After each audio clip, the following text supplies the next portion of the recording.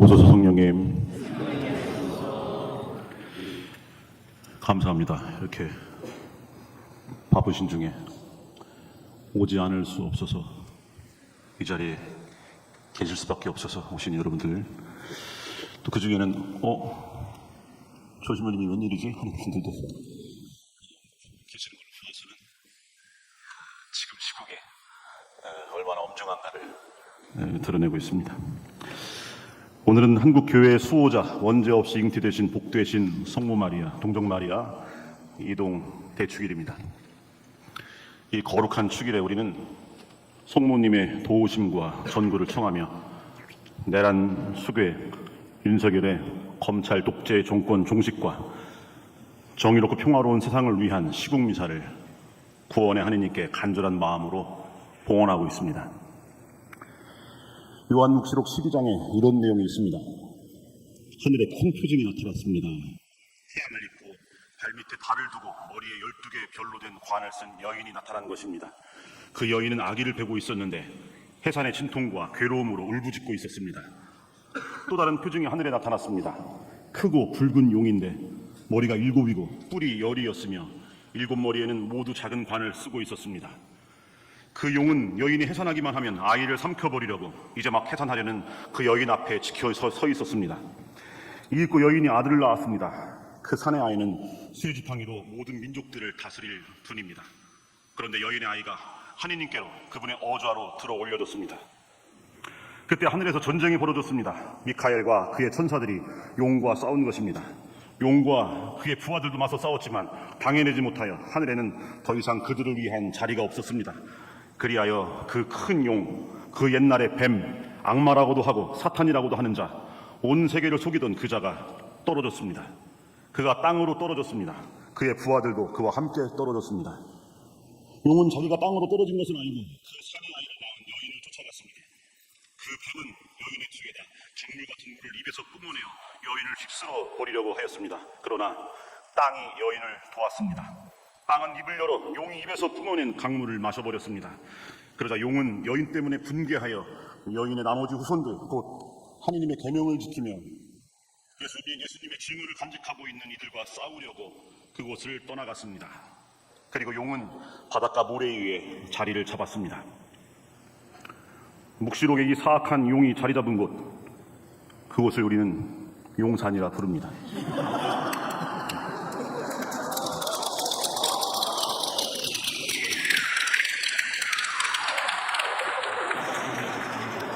그런데 이 용이란 표현도 가당치 않은 용산의 이무기, 그 옛날의 뱀, 악마라고도 하고 사탄이라고도 하는 자, 온 세계를 속이던 그 자가 지난 12월 3일 밤에 뭐라고 표현할까 고민을 많이 했습니다. 사전도 찾아보고 지랄 발광을 하였습니다.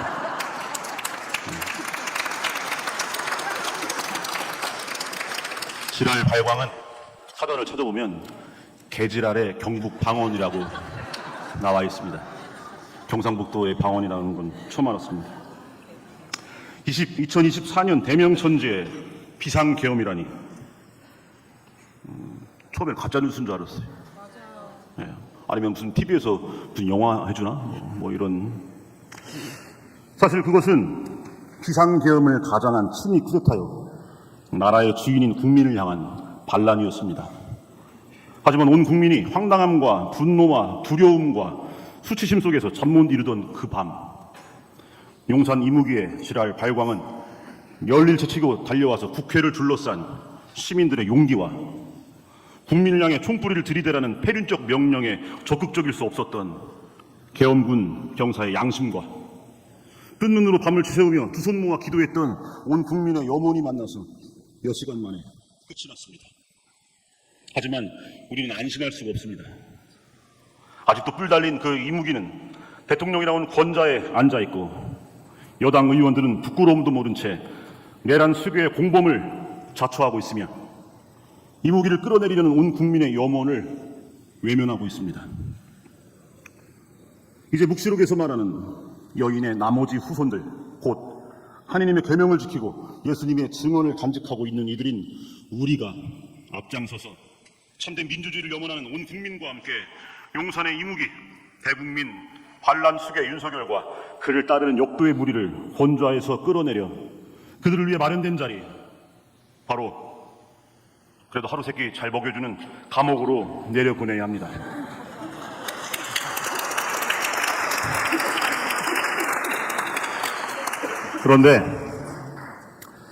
그런데 이 대목에서 생각해 봅니다.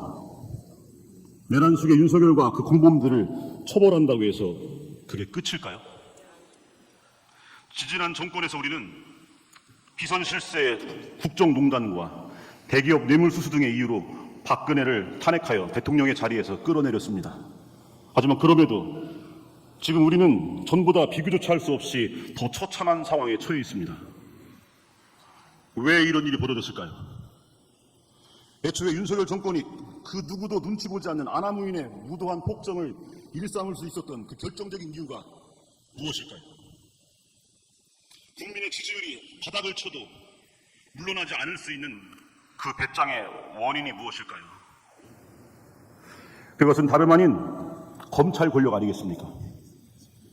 세계적으로 유례를 찾아볼 수 없는 무소불위의 권한을 가진 대한민국 검찰이 이 모든 사태의 원흉이요 만악의 근원이라 할 수 있을 것입니다. 일제 식민 통치의 수족이던 검찰이 해방 이후에는 독재 정권의 빌부터 폭정의 앞잡이가 되었다가 이제는 검찰총장 출신 대통령 윤석열의 등장으로 독재 권력의 주체가 되어 폭정을 일삼고 있습니다. 경찰 독주를 억제한다는 명목으로 검찰에 부여한 기소 독점, 기소 편의주의, 경찰 수사 지휘권, 검사 신문 조서의 증거 능력 인정 등의 법적 장치들이 개혁되지 않고 그대로 고스란히 검찰 독재의 토대가 되어 오늘날 국민을 향해 총을 들이대는 윤석열 검찰 독재 정권이라는 괴물을 탄생시킨 것입니다.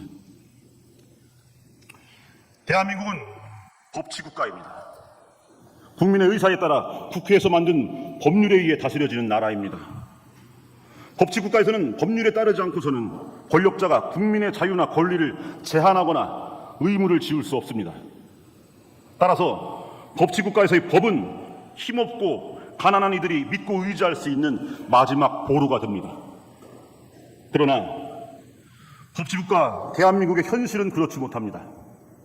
아무리 훌륭한 법이 있어도 그 법을 사적 이해관계에 따라서 떡주무르시 하는 법기술자 검찰이 존재하는 한 법은 더 이상 믿고 의지할 수 있는 법이 아닌 악법으로 변질됩니다. 아무리 큰 잘못을 해도 검찰이 수사와 기소를 하지 않으면 그 사람은 처벌받지 않습니다. 아무리 잘못이 없어도 검찰이 무리한 수사와 증거 조작, 가족에 대한 협박과 수백 번의 압수수색, 구속영장과 기소 남발을 해대면 그 사람은 감옥에 가거나 아니면 스스로 삶을 포기할 수밖에 없습니다. 국기를 물랑케 하고 국정을 농단하며 민생을 파탄시키고 헌법을 유린하면서 춘익 크레타에 나라까지 팔아먹어도 검찰만 도와준다면 처벌받기는커녕 자신은 물론이고 자손 대대로 호의호식하며 잘 살 수 있습니다. 이렇게 법치국가 이 대한민국에서의 검찰은 지금껏 무소불위의 실질적 권력 집단으로 군림해온 것입니다. 이 법이라는 한자는 물숫자와 갈것자로 이루어진 말입니다. 그런데 본래는 이 물숫자와 갈것자 사이에 해태 치자가 하나 더 들어있었습니다. 해태란 시비와 선악을 가리고 심판한다는 상상 속의 동물을 말합니다. 다시 말해서 법이란 말 안에는 해태가 죄인을 물에 빠뜨려 벌하듯이 사람의 죄를 심판하고 처벌한다는 의미가 내포되어 있습니다. 지금은 해태 치자가 빠져서 한자로 쓰기에는 편리해졌지만 한편으로는 간략해진 이 법법자가 악인을 심판하기는커녕 오히려 악인의 도구로 전락해버린 오늘날 대한민국 법치의 그 부실한 현실을 보여주는 것 같아 마음이 씁쓸합니다. 그러고 보면 법에서 중요한 것은 처벌이 아닌가 생각합니다. 법은 상을 주기 위해 존재하는 것이 아니라 처벌을 위해서 존재한다고도 볼 수 있습니다. 왜냐하면 법은 최대가 아니라 최소를 규정하는 장치이기 때문입니다. 이웃 사랑이 충만한 사람에게 사람을 죽이지 말라 혹은 도둑질하지 말라라는 법은 별 의미가 없습니다. 이처럼 삶의 최대치를 지향하는 사람을 우리는 법 없이도 사는 사람이라고 말합니다. 하지만 세상에는 법 없이도 사는 사람만 있는 것이 아닙니다. 우리가 살아가는 세상에는 수많은 사람들의 다양한 이해가 충돌하며 각자 욕망과 이기심이 뒤섞여 있습니다. 이러한 세상에서 모두가 함께 살아가기 위해서는 저마다의 이해와 욕구를 억제하고 조율하는 최소한의 장치가 필요합니다. 이것이 바로 법입니다. 따라서 억지로라도 법을 지키게 하는 동기는 상을 받기 위해서라기보다는 처벌받지 않기 위해서입니다. 이것이 바로 검찰과 사법의 기능이요 주요한 존재 이유입니다.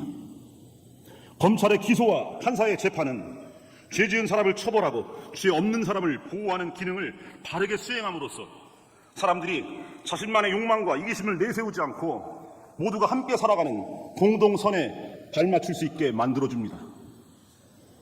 아무리 힘이 있고 가진 것이 많아도 죄를 지으면 마땅히 그에 합당한 처벌을 받는 세상이라면, 아무리 힘이 없고 가진 것이 없어도 죄가 없으면 당당할 수 있는 세상이라면 사람들은 정직함과 성실함을 포기하지 않습니다.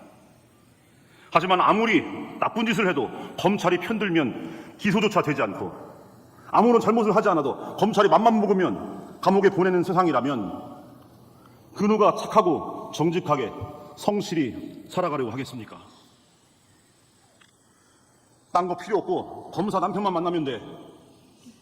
너희 아버지 검사야? 우리 아버지 검사야. 이번 생은 끝이야. 알게 뭐야. 될 대로 되라. 젊은이들이 이런 말을 주고받는 세상이어서는 안 되지 않습니까? 믿음, 희망, 정의, 공정, 정직, 성실, 평등, 배려 등등 우리 삶에 너무나 소중한 가치들이 무너져 내리는 이유는 죄를 지으면 벌을 받는다는 법치주의의 기본 상식이 무너져 내리기 때문이 아니겠습니까? 알베르 까뮈는 이렇게 말합니다. 어제 범죄를 벌하지 않는 것은 내일의 범죄에 용기를 주는 것과 똑같이 어리석은 짓이다. 그 어리석은 짓을 이 나라의 부패한 검찰이 범죄자의 편에 서서 스스로도 범죄자가 되어 오랜 세월 주도해왔던 것입니다.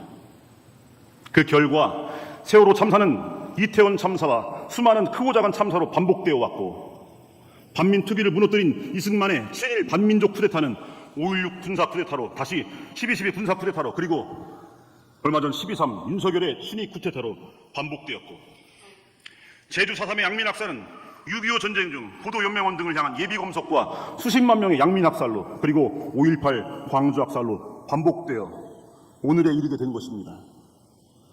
뿐만 아니라 없어져도 진즉에 없어져야 할 친일 매국 반민주 적폐들이 청산되지 않고 지금도 보수를 참칭하며 사회 곳곳에서 활개를 치고 있는 것도 결국은 검찰의 본분을 저버림으로써 죄를 지은 자가 법에 의해 마땅히 처벌되지 않은 결과라고 할 수 있습니다.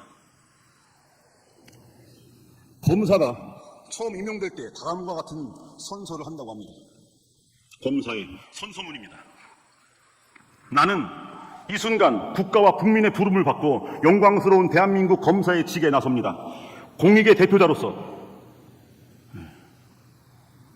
공익의 대표자로서 정의와 인권을 바로 세우고 범죄로부터 내 이웃과 공동체를 지키라는 막중한 사명을 부여받은 것입니다. 나는 불의의 어둠을 걷어내는 용기 있는 검사, 힘없고 소외된 사람들을 돌보는 따뜻한 검사, 오로지 진실만을 따라가는 공평한 검사, 스스로에게 더 엄격한 바른 검사로서 처음부터 끝까지 혼신의 힘을 다해 국민을 섬기고 국가에 봉사할 것을 나의 명예를 걸고 굳게 다짐합니다. 이렇습니다. 이 선서문 그대로 일하는 것은 바라지도 않습니다. 그저 그냥 법대로만 해달라고요. 가난한 사람들 우선하는 하느님의 공정 같은 것은 바라지도 않습니다. 그저 기계적인 공정이라도 지켜준다면 오늘날처럼 윤석열 같은 위치광이는 등장하지 않을 것이고, 그런 자를 지지하는 기레기 집단도 움츠러들 것이며, 나라 팔아먹어도 찍어주겠다는 무지몽매한 유권자들도 점차 사라질 것이고, 대한민국은 더 눈부시게 발전할 것입니다. 물론 저 선서문대로 성실이라는 검사도 분명 있겠지만 과거 식민 독재와 미 군정과 군부 독재에서부터 오늘날의 윤석열 검찰 독재 정권에 이르기까지 거대 권력으로 군림했던 검찰의 실체에 비춰보면 저 선서문은 오늘의 유머에나 나올 법한 그런 문장 같습니다. 그렇다면 저 선서문이 가짜입니까? 아닙니다. 그 선서를 한 검사가 가짜가 되는 것이 문제입니다. 가짜란 무엇입니까? 진짜가 아닌 것이 가짜입니까? 아닙니다. 10억 원짜리 고려청자를 똑같이 만들어서 10만 원에 파는 것은 가짜라고 하지 않고 모조품이라고 합니다. 가짜란 진짜가 아닌 것을 가짜라고 하는 것이 아니고 진짜가 아니면서 진짜인 척하는 것을 가짜라고 합니다. 고려청자 모조품 10만 원짜리를 10억 원에 팔 때 그것을 가짜라고 하는 것입니다. 모조품은 우리에게 피해를 주지 않지만 진짜인 척하는 가짜는 우리에게 너무나 많은 피해를 줍니다. 그런데 우리가 살고 있는 이 땅에는 가짜가 너무나 많습니다. 보수가 아니면서 보수인 척하는 반민주 수구 세력들, 생각이 다른 사람들을 적대하고 구속하면서 자유민주주의를 떠드는 권위주의 세력, 진실이 아닌 것을 진실인 척 떠드는 황색 기레기 언론들, 물에 배치 따르면서 정당인 척하는 국민의힘, 실제로는 조폭과 다름없으면서 정의롭고 공정한 척하는 이 땅의 부패 검찰. 그러고 보면 실제 조폭들은 적어도 가짜는 아닙니다. 실제 조폭들은 인상 쓰고 있는 무슨 세계되면 따닥 끊어다라고 그 사실을 감추지 않습니다. 부패 검찰들이야말로 가짜입니다. 말로는 공익의 대표자가 정의의 인권의 수호자를 자처하지만 실제로는 법으로 공인된 조직폭력배에 불과합니다. 이처럼 이 땅에는 가짜들이 너무나 많고 그 가짜들 때문에 너무나 많은 사람들이 속아 넘어가면서 엄청난 피해를 보고 있습니다. 이제 우리는 이 땅에서 가짜를 뿌리 뽑고 진짜를 바로 세워야 합니다. 그런데 가짜가 가짜를 개혁할 수 있겠습니까? 지금의 검찰이 스스로를 개혁할 수 있겠습니까? 그럴 수 없습니다. 이제는 웃음거리가 되어버린 검사의 저 선서문을 통해 우리가 느낄 수 있는 것은 위선자여 가짜가 되어버린 검찰의 천주소입니다. 이제 검찰 스스로의 힘으로는 더 이상 법 정의를 바로 세울 수가 없습니다. 해체 수준의 검찰 개혁이 아니고서는 검찰은 지금껏 해왔던 것과 마찬가지로 앞으로도 똑같이 민주주의와 헌정 질서를 헤쳐가면서 국민들 위에 군림하려 들 것입니다. 해체 수준의 검찰 개혁을 하지 않으면 지금 윤석열을 탄핵해도 제2의 윤석열, 제3의 윤석열이 등장할 것입니다. 해체 수준의 검찰 개혁을 하지 않으면 과거 애국지사를 죽이고 민주주의자들을 죽이며 반란을 일으키고 권력과 부를 일구어 온 자들이 정당과 단체의 이름만 바꿔가며 앞으로도 변함없이 반민주 매국 행위를 계속해 나갈 것입니다. 그래서 우리는 이 땅에 양심 있는 정치인들에게 요구합니다. 아니, 명령합니다. 친위 쿠데타를 통해서 이 땅의 헌법 질서와 민주주의를 유린한 내란 속의 윤석열을 탄핵하고 그 공동 정범들과 함께 처벌하십시오. 처단이란 말을 쓰고 싶지만 우리는 그런 사람들이 아니기 때문에 처벌이라고 한 겁니다. 또한 윤석열 검찰 독재 정권의 반헌법적 행위를 옹호하고 내란 수교의 대리자로 자처한 국민의힘을 저들이 과거 통합진보당을 해산했던 그 기준으로 해산시키십시오. 나아가 이 모든 사태의 원흉이요 이 땅에서 벌어지는 모든 비극의 뿌리이며 지금도 암중에서 독재 권력의 재탄생을 모의 중인 부패 검찰 조직을 해체 수준으로 개혁하십시오. 우리의 염원이 이루어질 때까지 우리는 모이고 또 모일 것이며 외치고 또 외칠 것입니다. 우리의 염원이 이루어지는 그날이 내일일지 아니면 모레일지 아니면 내년일지 내후년일지 정확히 알지를 못합니다. 하지만 우리는 당장 내일 그날이 이루어질 것처럼 행동할 것입니다. 그리고 우리의 행동이 저들의 거친 폭력보다 작고 보잘것없어 보여도 우리는 지금 가지고 있는 것, 지금 우리가 할 수 있는 것에 충실할 것입니다. 내가 가지고 있지 않은 200데나리오너치의 빵을 보며 실망하지 않고 내가 가지고 있고 내가 줄 수 있는 빵 5개와 물고기 2마리에 충실할 것입니다. 오늘의 이 행동이 5천 명을 먹이는 기적으로 언제 어느 때 결실을 맺게 될지는 알 수 없지만 오늘 복음의 성모 마리아처럼 불가능한 일이 없는 하느님의 자비와 섭리에 우리의 원인을 온전히 내어 맡기고 지금 여기에서 우리가 할 수 있는 것들에 최선을 다해 나갈 것입니다. 비록 당장 이루어지지 않는 탄핵과 처벌되지 않는 범죄들 때문에 저들의 눈에는 우리가 패배한 것처럼 보일 수 있지만 우리는 패배하지 않습니다. 예나 지금이나 우리는 늘 그 자리에 그대로 있을 것입니다. 도망치는 자가 패배자이고 숨는 자가 실패자입니다. 강도처럼 한밤중에 국민의 주권을 강탈하려다 실패하려 하고서는 한 줌도 안 되는 반민주 수구 세력의 뒤에 숨어서 눈치나 보고 있는 윤석열 일당과 그 동조자들이 바로 진정한 패배자입니다. 온 국민이 염원하는 윤석열 탄핵 투표에서 도망쳐나와 숨어버린 국민의힘 의원들이 패배자입니다. 임진왜란 때 선조가 도망치고 6.25 때 이승만이 도망쳤어도 늘 그 자리에 서서 나라를 지켜온 것은 나라의 진정한 주인인 우리 백성들이요, 우리 국민들이었습니다. 비상계엄 치하에서 감금과 폭행, 물고문과 정기고문에도 굴하지 않고 꿋꿋이 자리를 지키며 민주주의의 자존심을 지켜낸 것은 우리 선배들이었습니다. 지금 당장은 권좌에 앉아서 부당한 법기술과 위법한 공권력으로 우리를 위협하고 있지만 저들은 우리를 이길 수 없습니다. 우리의 양심이, 우리의 상식이, 우리의 사람된 도리가 저들의 모렴치와 몰상식과 폐륜을 이겨낼 것입니다. 우리는 항상 여기 그대로 있고 저들은 결국 한 줌 먼지처럼 사라질 것입니다. 지금 당장은 법을 어기고 국민을 속이는 저들의 행동이 신속해 보여서 마치 승리하는 것처럼 보이겠지만 오랜 세월 법을 악용한 저들의 핍박 속에서도 참고 견디며 오히려 법을 지키기 위해 합법적 탄핵 절차를 받고 합법적 개혁을 추구하는 우리 국민들의 느리지만 우직한 발걸음이 결국은 저들의 약삭 발음을 이길 것입니다. 그렇게 법치국가 대한민국의 민주주의는 법을 어기는 검찰 독재 권력이 아니라 법을 지키려는 국민들에 의해서 지켜질 것입니다. 과연 우리는 보았습니다. 계엄군의 총불이 너머에 있는 계엄군 병사의 그 양심을 우리는 보았습니다. 온몸이 방패가 되어 계엄군을 막아섰던 시민들의 용기를 우리는 또 보았습니다. 당장 광장으로 끌어내어 내란 수계를 직결 처단하고 싶은 마음 다잡고 국회의 합법적 절차에 의한 탄핵을 염원하던 국민들의 애타는 그 눈망울을 이처럼 어둠이 짙은 이 세상에서 더욱 밝게 타오르는 빛들을 우리는 보았습니다. 이 빛들이 모여 세상을 밝힐 것입니다. 모든 사람을 비추는 참 빛이신 예수님은 그렇게 우리들 마음 안에 타오르는 빛으로 이 세상에 임하실 것입니다. 보십시오. 저는 주님의 종입니다. 말씀하신 대로 저에게 이루어지길 바랍니다. 아멘.